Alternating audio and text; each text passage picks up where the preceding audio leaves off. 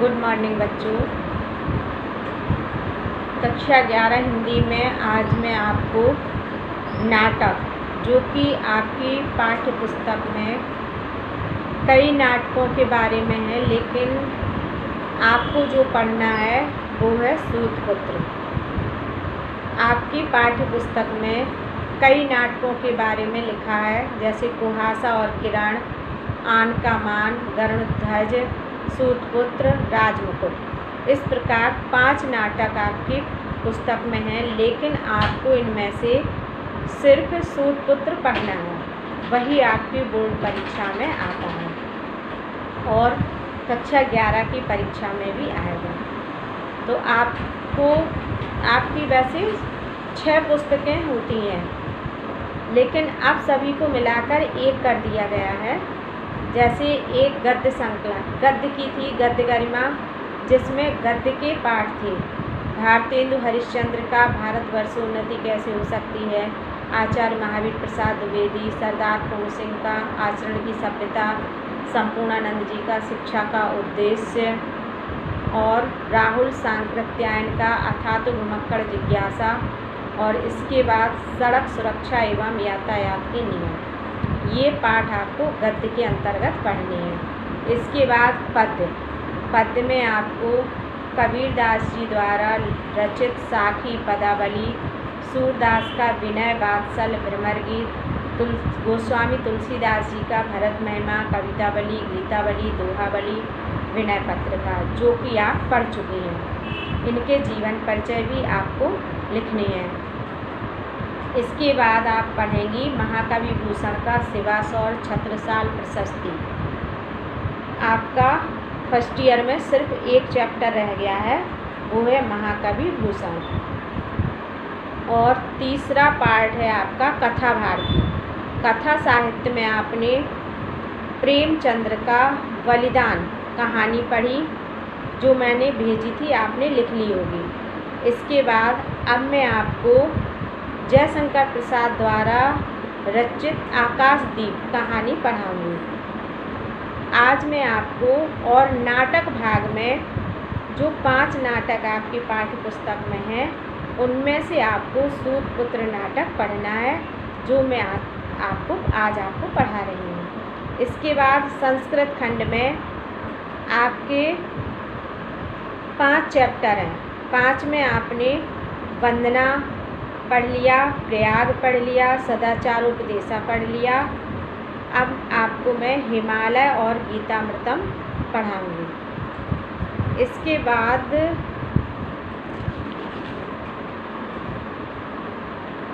व्याकरण के अंतर्गत व्याकरण और काव्य सौंदर्य के तत्व के बारे में भी बताऊंगी। तो आज आप पढ़ेंगी सूतपुत्र नाटक। सूतपुत्र नाटक डॉक्टर गंगा सहाय प्रेमी द्वारा लिखित है। संस्कृत और हिंदी साहित्य के विद्वान डॉक्टर गंगा सहाय प्रेमी द्वारा रचित नाटक सूतपुत्र महाभारत कालीन प्रसिद्ध पात्र कर्ण के जीवन की घटनाओं पर आधारित है। इस घटना में पौराणिक कथा को आधार बनाकर वर्तमान भारतीय समाज की जाति, वर्ण, वर्ग एवं नारी समाज की विसंगतियों को दर्शाया गया है। महाभारत के मनस्वी, संघर्षशील एवं कर्मठ व्यक्ति के स्वामी कर्ण के प्रति पाठकों और दर्शकों की सहानुभूति उत्पन्न करने के अतिरिक्त नाटककार ने उन सामाजिक समस्याओं की ओर भी ध्यान आकर्षित किया है, जो आधुनिक समाज में भी दिखाई देती है। नाटककार द्वारा ऐतिहासिक तथ्यों के माध्यम से भारतीय समाज की विसंगतियों की ओर समाज व पाठक का ध्यान आकर्षित करने का प्रयास किया गया है। नारी की समाज में व्यवस्था एवं मजबूरियों, नारी शिक्षा की समस्या आदि का चित्रण करके नाटककार ने इसे वर्तमान संदर्भों में प्रासंगिक बनाया है। यह 5 अंकों में विभाजित है। सूतपुत्र, इसमें कर्ण की कथा का वर्णन है। कर्ण कुंती और सूर्यदेव से उत्पन्न पुत्र हैं, जो कुंती, महाभारत की कुंती जो पांडवों की माता थी, विवाह के पूर्व कर्ण का जन्म हुआ था और लोकलाज के भय से इन्होंने उन्हें नदी में प्रवाहित कर दिया था। जो सूत जो स्नान करने के लिए रथ हाँकने वाले थे, उन्हें देवव्रत और उनकी पत्नी का नाम राधा था, तो उनको कर्ण अनायास ही मिल जाते हैं। बहते हुए जा रहे थे, वो उन्हें अपने घर ले आते हैं और अपने पुत्र के समान उनका पालन पोषण करते हैं। अब चूँकि ये सूर्य और छत्राणी कुंती के पुत्र थे, इसीलिए वंशानुगत के हिसाब से इनके अंदर तेजस्विता कूट कूट कर भरी हुई थी। जब यह क्षत्रियों के द्वारा दिया जाने वाला प्रशिक्षण देखते थे, तीर तलवार चलाना और राजा महाराजाओं के ठाट बाट को देखते थे, तो इनके अंदर भी ऐसी इच्छा जागृत होती थी कि मेरे अंदर भी इतनी ही अतुलित शक्ति है, तो फिर मैं क्यों तीर तलवार नहीं चला सकता हूँ, ये अस्त्र शस्त्र नहीं चला सकता हूँ, मैं सिर्फ रथ ही क्यों हाँकूँगा। और वो भी चाहते थे कि मैं भी इन्हीं लोगों के प्रकार शिक्षा ग्रहण करूँ। इसी लालसा में वह सबसे पहले द्रोणाचार्य जी के पास जाते हैं। द्रोणाचार्य जी जो क्षत्रियों को ही शिक्षा देते थे, तो वो इन्हें यह कहकर मना कर देते हैं कि मैं सिर्फ क्षत्रियों को ही शिक्षा देता हूँ, सूत पुत्रों को नहीं देता हूँ।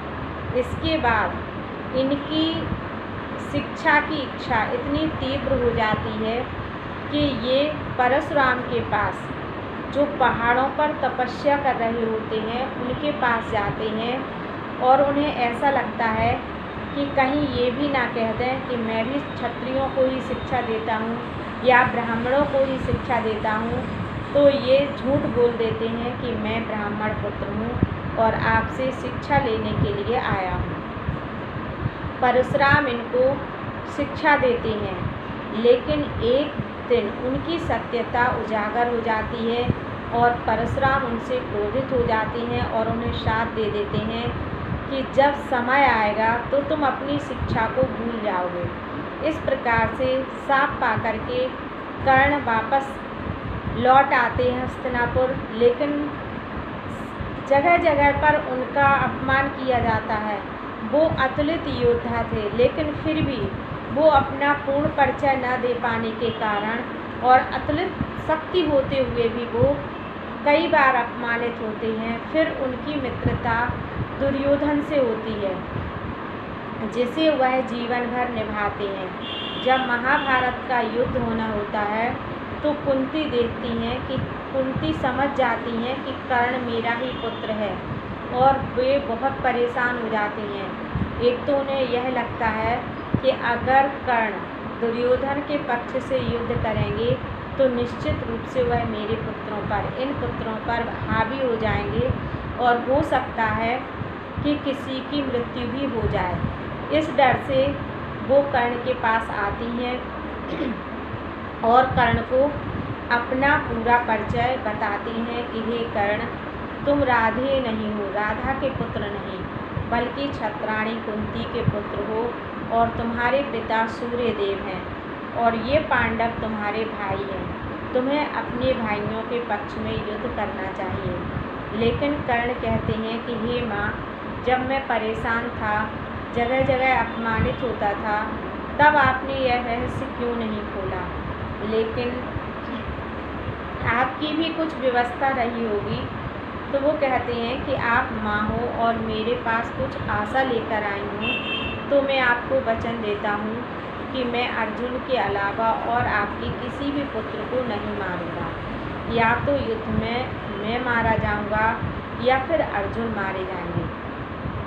तो इस प्रकार से कुंती वापस आ जाती हैं और कर्ण पूरी ईमानदारी से दुर्योधन की मित्रता को निभाते हैं और उन्हीं के पक्ष में युद्ध करते हैं।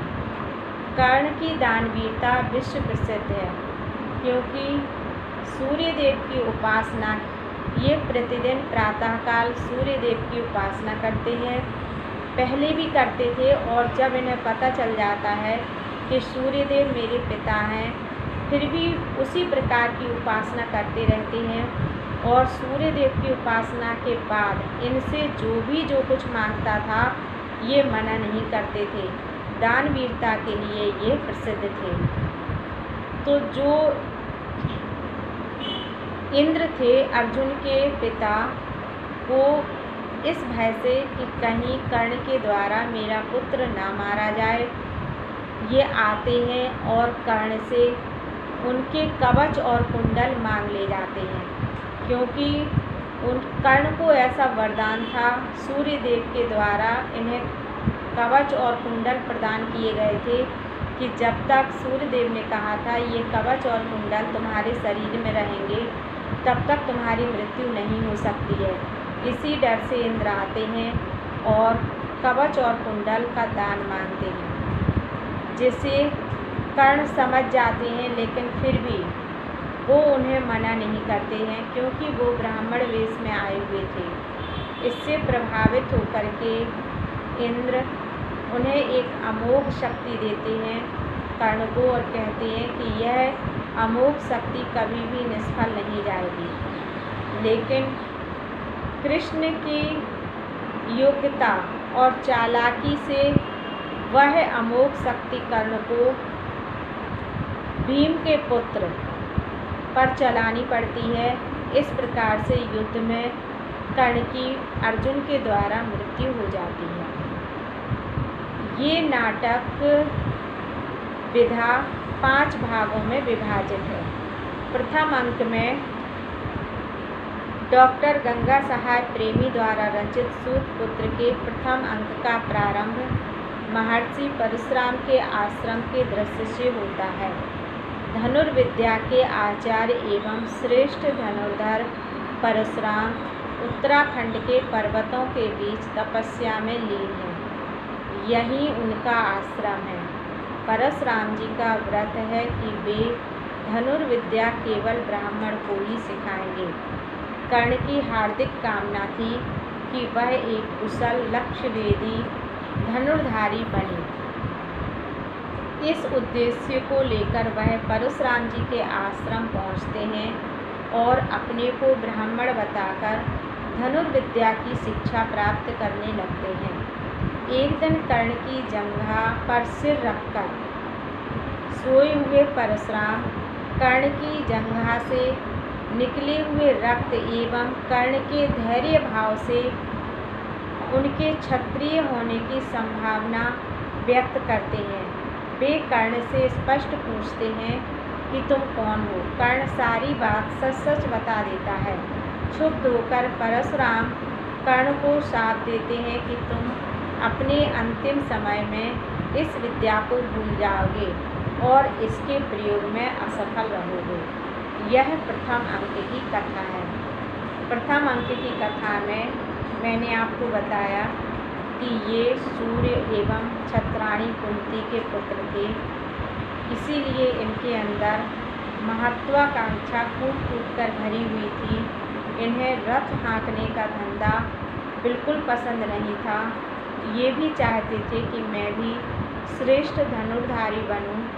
इसी लालसा से ये पहले द्रोणाचार्य जी के पास आते हैं, लेकिन द्रोणाचार्य जी उन्हें यह कहकर मना कर देते हैं कि मैं सिर्फ क्षत्रियों को ही शिक्षा देता हूँ। फिर यह परशुराम जी के पास जाते हैं और इन्हें जानकारी होती है कि परशुराम जी सिर्फ ब्राह्मणों को ही शिक्षा देते हैं, तो ये अपने आप को ब्राह्मण बताते हैं।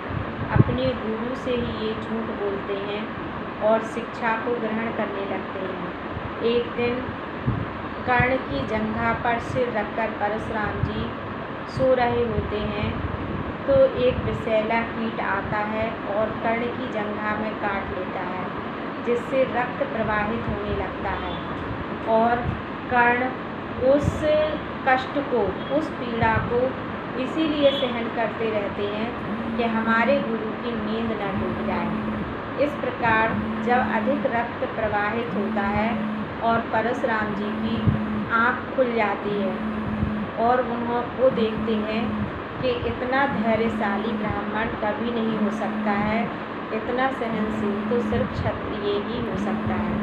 और वह क्रोधित होते हुए कर्ण से पूछते हैं कि तुम सच सच बताओ, तुम ब्राह्मण तो हो ही नहीं सकते। तब कर्ण भयभीत होकर के अपना परिचय परशुराम को बता देते हैं। परशुराम जी क्रोधित होकर के कर्ण को शाप दे देते हैं। यह कथा आपको फेयर कॉपी पर, जो आपने तीसरी कॉपी बनाई थी, उसमें आपने गद्य और पद्य साहित्य का इतिहास लिखा, व्याकरण लिखी, उसी के आखिर में 15-16 पेज में ये आपकी सारी कथा एवं चरित्र बन जाएगी जो आपको लिखनी है। तो ये आपको प्रथम अंक की कथा भी उसमें लिखनी है, मैं आपको लिख करके भेजूंगी, समझ में आपको आ गई होगी। द्वितीय अंक में सूतपुत्र नाटक का द्वितीय अंक द्रौपदी के स्वयंवर से आरंभ होता है, क्योंकि यह नाटक महाभारत की कथा पर आधारित है। इसमें द्रौपदी का स्वयंवर चल रहा है। द्रौपदी का विवाह अर्जुन के साथ हुआ था, लेकिन जब अर्जुन अपनी माँ के पास द्रौपदी को लेकर जाते हैं तो माँ रसोई तैयार कर रही होती हैं और अर्जुन जब बताते हैं कि हे माँ, आज मैं एक बहुमूल्य चीज़ लेकर आया हूँ, तो उनकी माँ वहीं से कह देती हैं कि पांचों भाई बराबर बांट लो। तो इस प्रकार से उनके कथन के अनुसार और प्रारब्ध के अनुसार द्रौपदी का विवाह पांचों भाइयों के साथ हो जाता है। तो उन्हीं द्रौपदी का यहाँ पर स्वयंवर चल रहा होता है। राजकुमार और दर्शक एक सुंदर मंडप के नीचे अपने अपने आसनों पर विराजमान हैं।